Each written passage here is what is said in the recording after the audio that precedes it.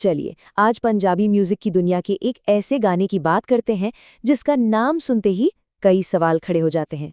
आज हम उसी गाने को समझने की कोशिश करेंगे जिसका टाइटल है ट्रम्प। तो ये गाना है चीमा वाई का और आते ही भाई वायरल हो गया। पर इसका जो टाइटल है ना, वो एक बहुत बड़ा सवाल खड़ा करता है। सवाल तो यही है ना? मतलब सोचिए, एक पंजाबी सिंगर और एक अमेरिकन प्रेसिडेंट, इन दोनों के बीच आखिर क्या कनेक्शन हो सकता है? चलिए इसी गुत्थी को सुलझाते हैं।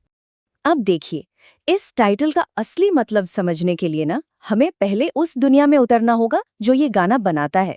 एक ऐसी दुनिया जहां पावर और बगावत के अपने ही नियम चलते हैं। गाना शुरू होते ही माहौल एकदम आक्रामक हो जाता है। ये लाइन कल रात सैक्रामेंटो में गोलियां चलीं, ये हमें सीधा ले जाती है कैलिफोर्निया की पंजाबी कम्युनिटी के बीच, जहां टकराव और खतरा ये सब रोज की बात है। और फिर ये लिरिक्स देखिए जो एक बेहद मर्दाना दुनिया की तस्वीर खींचते हैं। यहाँ हीरो अपने ही कोड ऑफ ऑनर, अपने ही बनाए असूलों पर जीता है, जहाँ दुश्मनी को भी बेटों की तरह पाला जाता है। और पूरे गाने में ये फील बार बार आता है कि हीरो ने न जाने कितनी बड़ी बड़ी मुश्किलें झेली हैं। वो कहता है, जिस रास्ते से मैं आया हूँ उसे पार करना आसान नहीं। मतलब उसका सफर काफी मुश्किलों भरा रहा है। तो इस सारी मर्दानगी और टकराव के पीछे ना एक कल्चरल पहचान छिपी हुई है।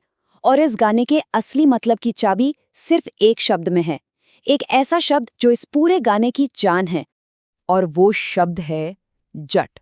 अब देखिए, ये सिर्फ एक कम्युनिटी का नाम नहीं है, ये एक पूरी पहचान है, गर्व की, हिम्मत की, और किसी भी अथॉरिटी के सामने न झुकने का एक सिंबल। और गाने का जो हीरो है ना, वो इसी पहचान को अपनी असली ताकत मानता है। तो अब सोचिए, जब एक जट हीरो ये गाना गाता है तो टाइटल का मतलब तो पूरी तरह से बदल जाता है ना? ट्रम्प यहाँ वो बिल्कुल नहीं है जो हम और आप सोच रहे हैं। और फिर आती है गाने की सबसे पावरफुल लाइन।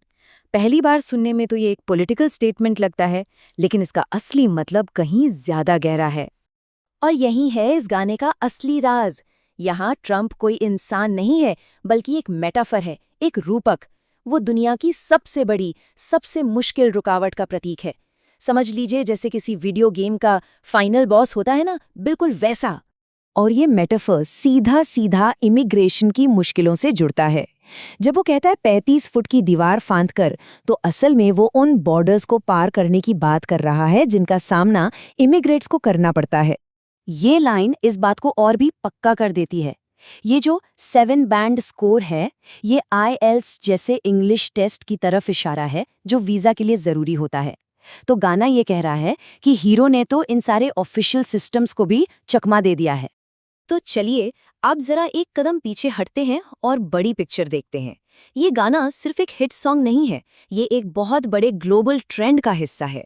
ये जो सारे थीम्स हैं ट्रम्प गाने के, जैसे कि मर्दानगी, अथॉरिटी के खिलाफ जाना, मुश्किलों पर जीत पाना, ये सब अनोखे नहीं हैं। ये दुनिया भर में फैले पंजाबी डायस्पोरा के म्यूजिक का एक जरूरी हिस्सा बन चुके हैं, जो अपनी पहचान और अपने स्ट्रगल की कहानियों को पूरी दुनिया को सुना रहे हैं। तो कुल मिलाकर बात यह है कि ये गाना एक बेहतरीन एग्जाम्पल है कि कैसे एक लोकल कल्चर अपनी कहानी सुनाने के लिए ग्लोबल सिंबल्स का इस्तेमाल करता है। ये सिर्फ पंजाब का एक हिट गाना नहीं है, बल्कि अपनी पहचान और अपने संघर्ष का एक ग्लोबल ऐलान है।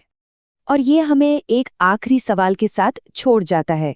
जब ग्लोबल पॉलिटिक्स लोकल कहानियों में एक मेटाफोर या रूपक बन जाती है, तो ये हमारी इस आपस में जुड़ी हुई दुनिया के बारे में हमें क्या बताती है?